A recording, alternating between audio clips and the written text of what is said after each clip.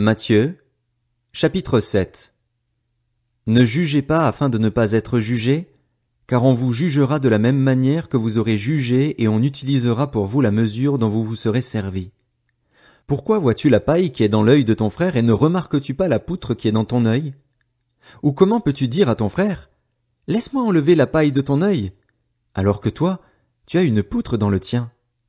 Hypocrite, enlève d'abord la poutre de ton œil, et alors tu verras clair pour retirer la paille de l'œil de ton frère.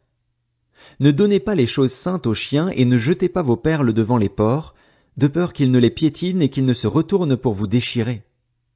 Demandez et l'on vous donnera. Cherchez et vous trouverez. Frappez et l'on vous ouvrira. En effet, toute personne qui demande reçoit, celui qui cherche trouve et l'on ouvre à celui qui frappe. Qui parmi vous donnera une pierre à son fils, s'il lui demande du pain?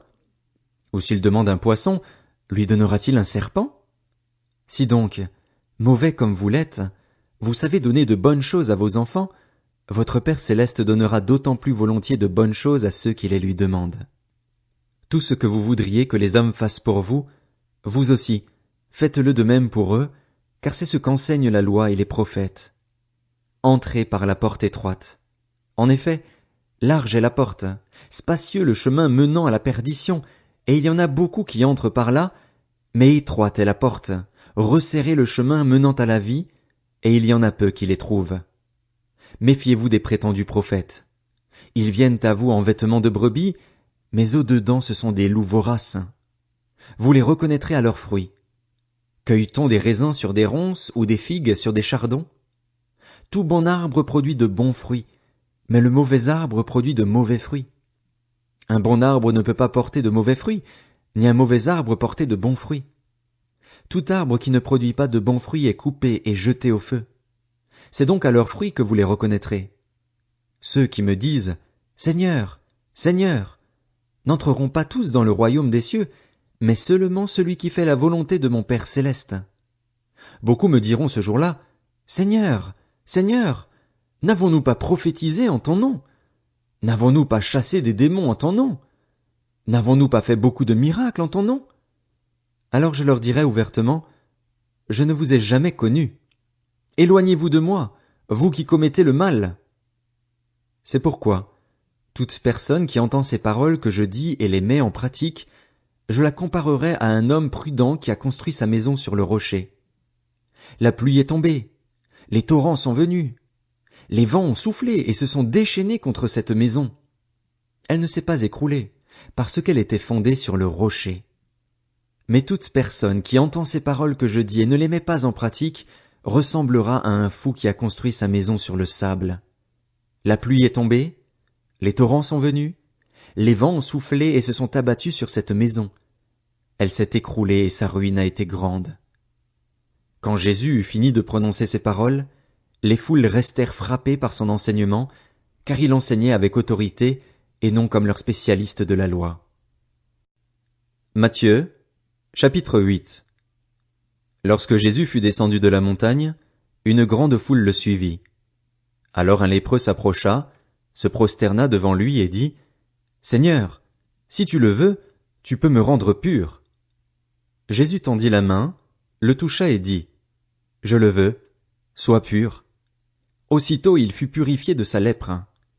Puis Jésus lui dit, « Fais bien attention de n'en parler à personne, mais va te montrer aux prêtres et présente l'offrande que Moïse a prescrite, afin que cela leur serve de témoignage. » Alors que Jésus entrait dans Capernaüm, un officier romain l'aborda et le supplia en disant, « Seigneur, mon serviteur est couché à la maison, atteint de paralysie, et il souffre beaucoup. » Jésus lui dit, « J'irai et je le guérirai. » L'officier répondit, « Seigneur, je ne suis pas digne que tu entres sous mon toit, mais dis seulement un mot et mon serviteur sera guéri.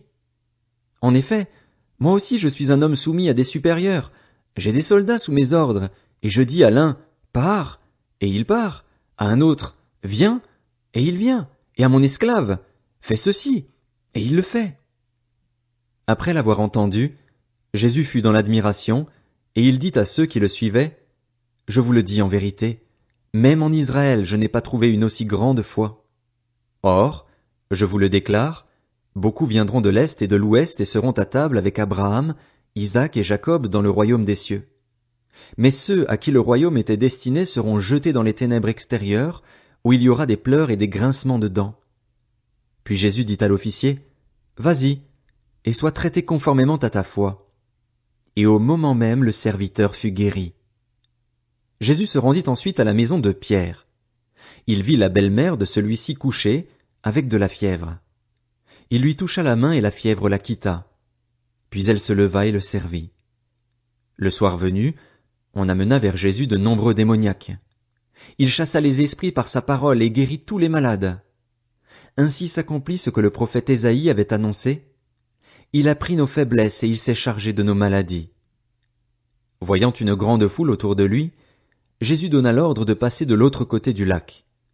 Un spécialiste de la loi s'approcha et lui dit, « Maître, je te suivrai partout où tu iras. » Jésus lui répondit, « Les renards ont des tanières et les oiseaux du ciel ont des nids, mais le Fils de l'homme n'a pas un endroit où il puisse reposer sa tête. » Un autre, parmi les disciples, lui dit, « Seigneur, permets-moi d'aller d'abord enterrer mon père. » Mais Jésus lui répondit, « Suis-moi et laisse les morts enterrer leurs morts. » Il monta dans la barque et ses disciples le suivirent.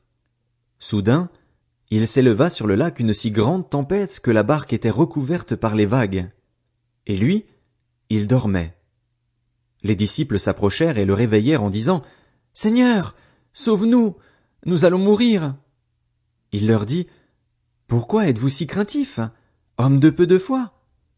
Alors il se leva, menaça les vents du lac et il y eut un grand calme. Ces hommes furent très étonnés et dirent, « Quel genre d'homme est-ce? Même les vents et la mer lui obéissent. » Lorsqu'il fut arrivé sur l'autre rive, dans le pays des Gadaréniens, 2 démoniaques qui sortaient des tombeaux vinrent à sa rencontre. Ils étaient si dangereux que personne n'osait passer par là. Et voilà qu'ils se mirent à crier, « Que nous veux-tu, Jésus, Fils de Dieu? Es-tu venu ici pour nous tourmenter avant le moment fixé? » Il y avait loin d'eux un grand troupeau de porcs en train de chercher à manger. Les démons suppliaient Jésus.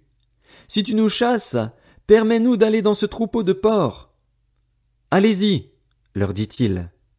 Ils sortirent des 2 hommes et entrèrent dans les porcs. Alors tout le troupeau se précipita du haut de la falaise dans le lac, et ils moururent dans l'eau. Les gardiens du troupeau s'enfuirent et allèrent dans la ville rapporter tout ce qui s'était passé et ce qui était arrivé aux démoniaques. Alors tous les habitants de la ville sortirent à la rencontre de Jésus et, dès qu'ils le virent, ils le supplièrent de quitter leur territoire. Matthieu, chapitre 9. Jésus monta dans une barque, traversa le lac et se rendit dans sa ville. Des personnes lui amenèrent un paralysé couché sur une civière. Voyant leur foi, Jésus dit au paralysé, « Prends courage, mon enfant, tes péchés te sont pardonnés. » Alors, quelques spécialistes de la loi se dirent en eux-mêmes, « Cet homme blasphème. » Mais Jésus connaissait leurs pensées. Il dit, « Pourquoi avez-vous de mauvaises pensées en vous-même? En effet, qu'est-ce qui est le plus facile à dire? Tes péchés te sont pardonnés? Ou lève-toi et marche? Afin que vous sachiez que le Fils de l'homme a sur la terre le pouvoir de pardonner les péchés, lève-toi, dit-il alors au paralysé, prends ta civière et retourne chez toi. L'homme se leva et rentra chez lui. Quand la foule vit cela, elle fut émerveillée et célébra la gloire de Dieu qui a donné un tel pouvoir aux hommes. Jésus partit de là. En passant, il vit un homme assis au bureau des taxes et qui s'appelait Matthieu. Il lui dit, « Suis-moi. » Cet homme se leva et le suivit. Comme Jésus était à table dans la maison, beaucoup de collecteurs d'impôts et de pécheurs vinrent se mettre à table avec lui et avec ses disciples. Les pharisiens virent cela et dirent à ses disciples, « Pourquoi votre maître mange-t-il avec les collecteurs d'impôts et les pécheurs? » Mais Jésus, qui avait entendu, leur dit, « Ce ne sont pas les bien portants qui ont besoin de médecins, mais les malades.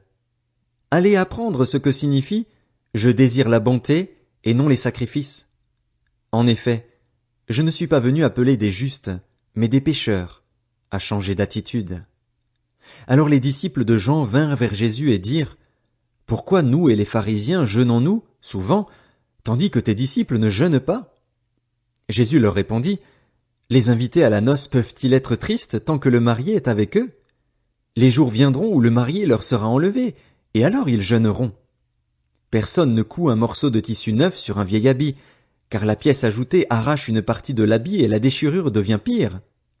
On ne met pas non plus du vin nouveau dans de vieilles outres, sinon les outres éclatent, le vin coule et les outres sont perdues. Mais on met le vin nouveau dans des outres neuves, et le vin et les outres se conservent. Tandis qu'il leur adressait ces paroles, un chef arriva, se prosterna devant lui et dit, « Ma fille est morte il y a un instant, mais viens, pose ta main sur elle et elle vivra. » Jésus se leva et le suivit avec ses disciples. C'est alors qu'une femme qui souffrait d'hémorragie depuis 12 ans s'approcha par derrière et toucha le bord de son vêtement, car elle se disait, « Si je peux seulement toucher son vêtement, je serai guérie. » Jésus se retourna et dit en la voyant, « Prends courage, ma fille, ta foi t'a sauvée. » Et cette femme fut guérie dès ce moment. Lorsque Jésus fut arrivé à la maison du chef, il vit les joueurs de flûte et la foule bruyante. Il leur dit, « Retirez-vous, car la jeune fille n'est pas morte, mais elle dort. » Et il se moquait de lui. Quand la foule eut été renvoyée, il entra, prit la main de la jeune fille, et la jeune fille se leva. Cette nouvelle se propagea dans toute la région. Quand Jésus partit de là, il fut suivi par 2 aveugles qui criaient, « Aie pitié de nous, fils de David !» Lorsqu'il fut arrivé à la maison, les aveugles s'approchèrent de lui et Jésus leur dit, « Croyez-vous que je puisse faire cela ?»« Oui, Seigneur, » lui répondirent-ils.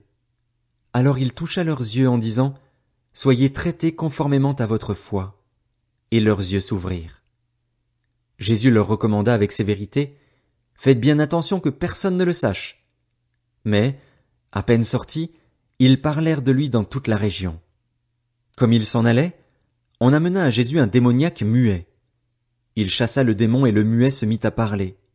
La foule disait, émerveillée, « On n'a jamais rien vu de pareil en Israël. » Mais les pharisiens disaient, « C'est par le prince des démons qu'il chasse les démons. » Jésus parcourait toutes les villes et les villages.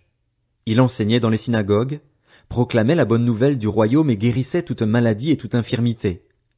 À la vue des foules, il fut rempli de compassion pour elles, car elles étaient blessées et abattues, comme des brebis qui n'ont pas de berger. Alors il dit à ses disciples, « La moisson est grande, mais il y a peu d'ouvriers. Priez donc le maître de la moisson d'envoyer des ouvriers dans sa moisson. »